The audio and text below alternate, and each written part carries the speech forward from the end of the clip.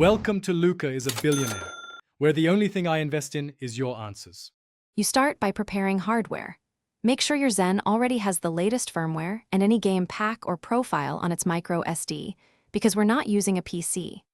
Once ready, plug the Zen into the Xbox Series S USB port, and then plug your controller into the Zen's controller port.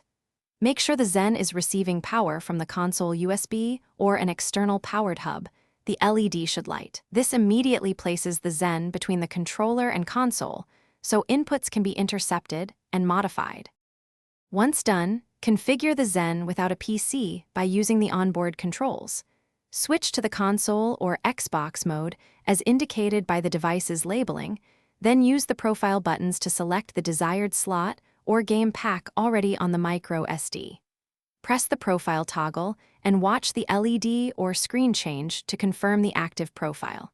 While you toggle, test controller buttons and sticks in a game or dashboard so you can verify macros and remaps are applied and behaving. To finish, perform a full input check. Run a practice match or training mode and verify each remap and macro triggers correctly. If something doesn't respond, cycle profiles and power cycle the Zen. Often a quick reboot forces the device to reread the micro SD profile. Make sure cables are firmly seated and the Zen has stable power. If issues continue, reseat the micro SD card and try a different powered USB port. This resolves most connection or profile read failures without a PC. Thanks for watching and please subscribe. It's the best investment you'll ever make.